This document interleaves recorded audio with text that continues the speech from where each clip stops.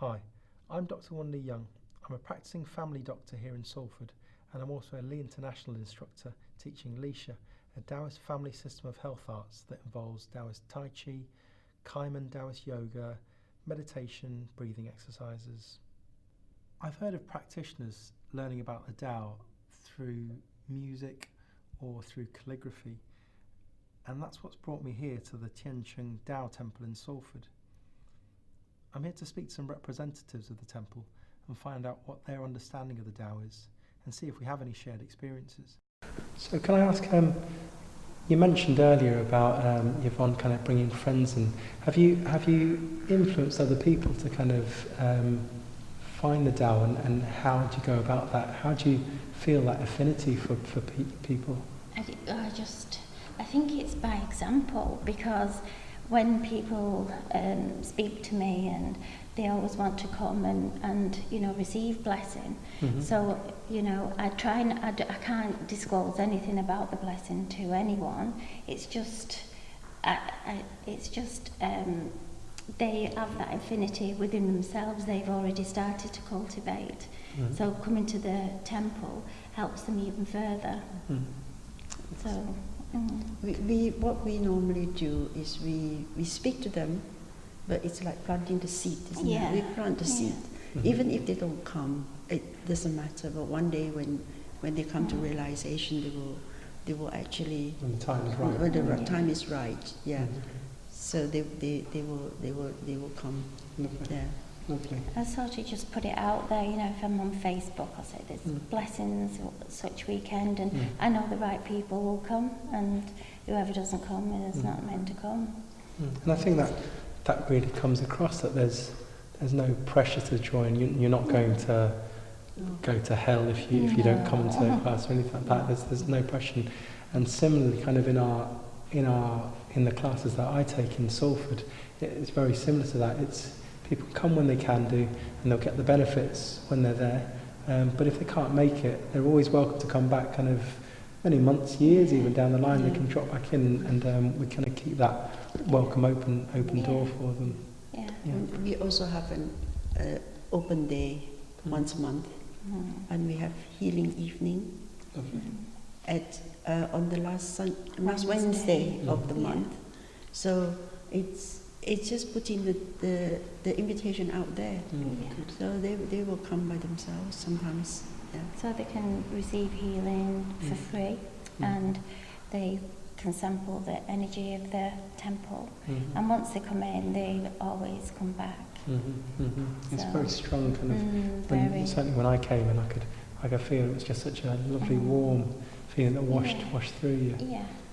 And everyone who comes through the door, there's no judgment. There's just acceptance, and we're all the same. There's no one any better, or we're all the same. So that's we're all one, and it's to treat people that way. Absolutely. And really strongly, I feel exactly the same thing in the classes. Like, anyone can come to the classes, even if you have disabilities. We can adapt exercises, but everyone can take part in it, and so it's not for a particular type of person, or you don't have to be really flexible, or you don't have to just be Chinese or anything like that. It's open to everyone, and there's still learning and improvement that can be made just by kind of attending. Good. I noticed that I saw that you guys have Tai Chi classes here as well. If people just take part in Tai Chi, is that? Do you think that's enough to start to help them to find the Tao, or what's your feeling? It's all part, isn't it?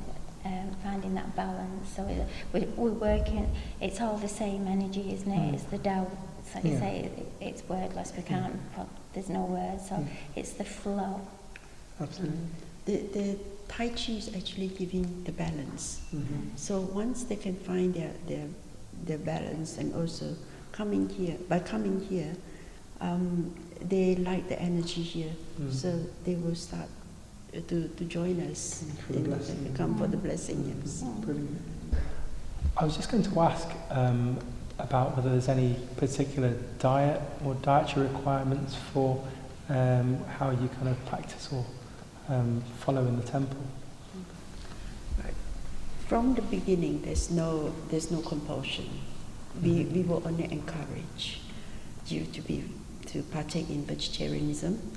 However, once you understand the reason why and you know the cause and effect of taking meat, then when the person is ready, they will actually they can start joining us and take the vegetarian diet. But we cook mainly purely vegetarian in this temple.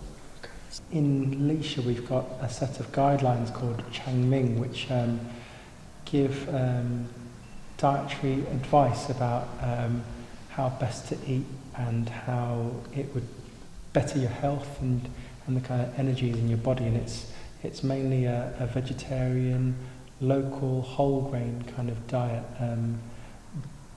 But the importance is that it's not forced upon you, because everything's got to be kind of gentle and smooth. That's how we kind of work with things. So people have to naturally come to it in their own way. But the more that you train, the more that you learn that actually eating good whole foods does benefit your training in the Lishi arts, and it helps you, I suppose, grow. And I don't know if you find that eating the vegetarian diet, whether that helps you to become more spiritual or gives you a stronger connection.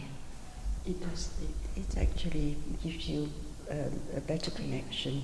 So for our spiritual growth, which is what we need, that's one of the reasons why we are here, to elevate our spiritual self. Good. So one of the things you mentioned also about being vegetarian was about cause and effect. Would you mind going in a bit more detail about this for me?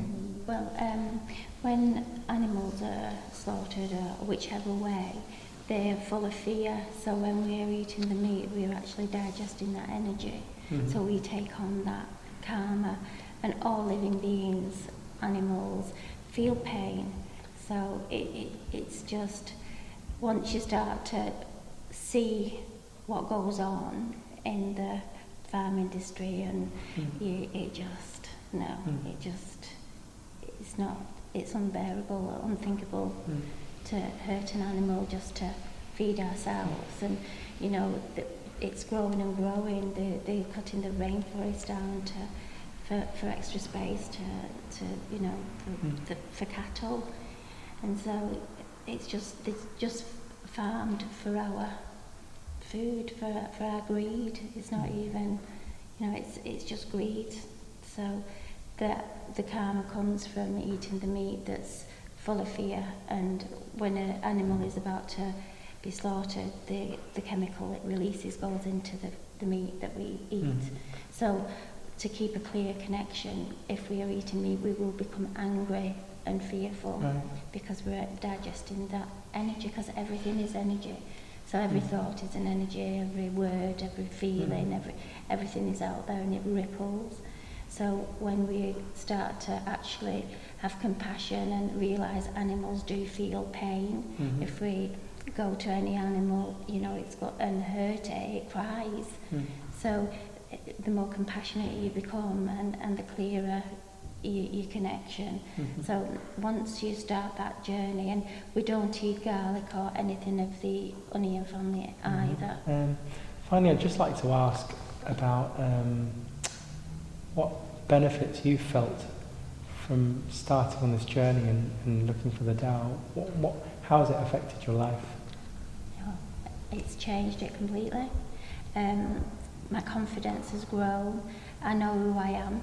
I don't look outside for any approval or reassurance. Exactly. It's all within me.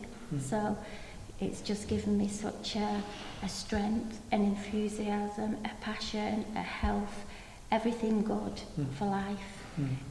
I can't say anything but good things, really. How about you? Well, coming here or being part of this Tao environment, I actually know what my missions are in this life. So I know, I actually have an aim to know where I'm going, where I'm heading to. So I'm not wasting this life. So when you know your mission, that's the job you have to do. You just go for it. Mm. By being here, we are actually very, very blessed to be here, to be in such a lovely building. I'm sure you've seen the state of the building before. So it has changed the energy of this place. So a lot of people have told us, and it's actually enabled us to have a good environment to do our cultivation. So we shall continue, and hopefully we can help a lot of people out there and bring them in. And it's so, it's priceless to see people grow when they come, and there's cookery classes, and we make them aware of vegetarian food and how to cook it so it's easier and how nice it tastes. So there's that awareness going on constantly when people come. What other things do you do here at the temple?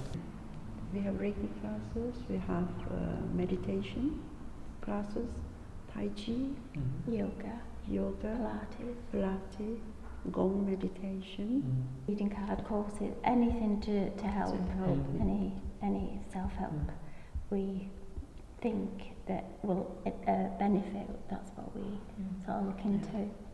Traditionally you probably wouldn't put things like healing or reading cards in with the Tao, but here it feels like it's a very natural joining. Yeah, and the cards is a soul reading.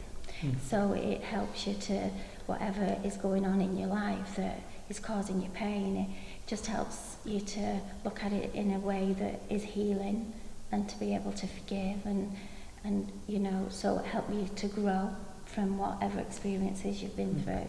So it's not like a fortune thing, or it's a soul reading, a healing. Like similarly in the Lishi arts that I practice, that developing of the self helps to make you more resilient to life and sheds those kind of fears, and you feel more confident in yourself and your own abilities. And that sounds like something that you both kind of speak of, and that you've seen in other people when they come and start to grow. So that's really lovely to hear that we're both kind of looking for the same things in different ways, but that we're also noticing around us that these are the benefits that you get.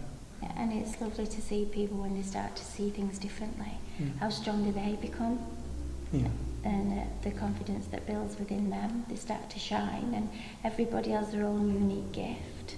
So it's being able to find your gift and find that passion for whatever it is that you've been born to do, and not label people that if you're not doing it this way it's wrong, because there is no wrong, only when we start to judge. So it's enabling people to find their own unique gift and to nurture that gift and support them. Wonderful. Wonderful. Thank you very much. Thank you. Thank you. Thank you.